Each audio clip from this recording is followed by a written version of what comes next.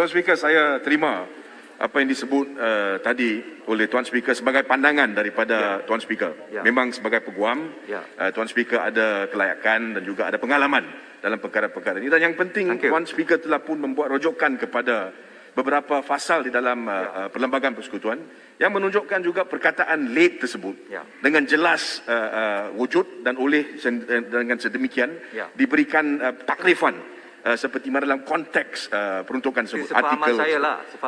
Saya terima. Tapi ada tiga perkara yang ingin saya bangkitkan. Satu, Tuan Speaker, adalah sebagai Tuan Speaker yang mempengurusikan Dewan Yang Mulia ini, saya rasa Tuan Speaker, apabila Tuan Speaker boleh memberi pendapat yang menunjukkan bahawa ada beza dalam pendapat dulu.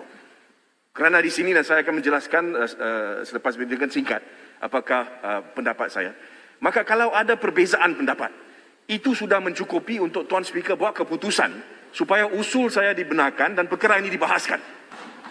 Because at this point, bukan soal Tuan Speaker buat keputusan. Usul yang mana? Usul saya di bawah 36. Usul yang terhadap... Ya, so jadi itu menjadi yang sudah saya filekan semalam. Jadi when the Speaker is of the view that there is an issue to be tried or to be debated, dan saya rasa di sini ada, then that in itself is sufficient for Tuan Speaker to allow the motion to be debated and then let it be resolved there. That's number one. Number two, Tuan Speaker, berkenaan dengan perkataan yang digunakan secara khusus di dalam artikel 1503. Tuan Speaker, ya, ada disebut di situ perkataan late. Ya.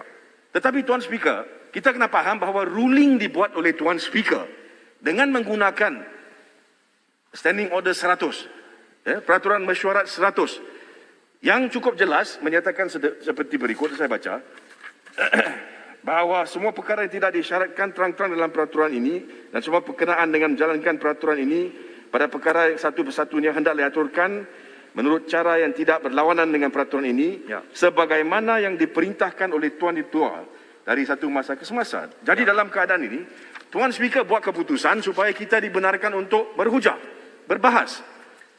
Di situlah Tuan Speaker saya tanya, kenapa kalau boleh dibahas tidak dibuat keputusan bahawa kita juga boleh buat undi? Ini perkataan dia. So if Tuan Speaker has exercised discretion to allow a debate, then the question is, why not exercise a discretion to allow a vote? Dan ini adalah sebab saya bawa hujahan itu. Tuan Speaker, kalau kita terima bahawa kalau satu perkataan spesifik yang ditafsirkan, digunakan, kita kena ikut, maka perkataan revoke, Tuan Speaker, juga telah pun ditafsirkan di dalam kes Teh Cheng Po. Revocation is by the king. Jadi kenapa kita tidak memberikan penekanan itu kepada artikel 1503? Kenapa ada perbezaan? Boleh saya jawab? Just one last point, Tuan Speaker. Dan dalam keadaan tersebut, Tuan Speaker, saya merujuk kepada artikel 1503. Kerana 1503, Tuan Speaker, saya setuju dengan apa yang Tuan Speaker buat. We break it down into three parts. If there is no revocation, Tuan Speaker, the second part comes in, which means that there has to be a motion. And if there is a motion, ada usul, that motion must be debated and voted on. That is why, Tuan Speaker, kita minta untuk satu ruling berkenaan dengan revocation. Kerana kerajaan kata sudah di-revoke. Kita semua tahu memang belum. Kerana prosedur tidak diikut. That's why they are running all over the place now to try and get things done. But, Tuan Speaker, if there is no revocation, then there must be a motion filed for the purpose of it being annulled. Dan kita perlukan masa untuk itu. That's why, Tuan Speaker, I echo the words of Sempurna.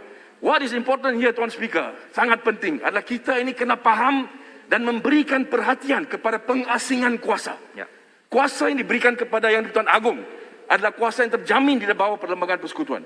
We cannot, Yang Arif, Tuan Speaker, we cannot ignore it. We must give it effect. Jadi, it is in that context, Tuan Speaker, that I have a response to it, Tuan Speaker. I hope Tuan Speaker understands. I see where Tuan Speaker is coming from a legal point of view. Tetapi kepada saya, yang sangat penting adalah isu sama ada pengasingan kuasa dan setakat mana Dewan ini menghormati Perlembagaan Persekutuan, menghormati institusi Yang di-Pertuan Agong, dan juga Parlimen. So this is the reason why saya minta supaya usul saya dibenarkan, kita debate. Pucung, can I? Pucung Pucung dengan izin, Pucung, I just want to...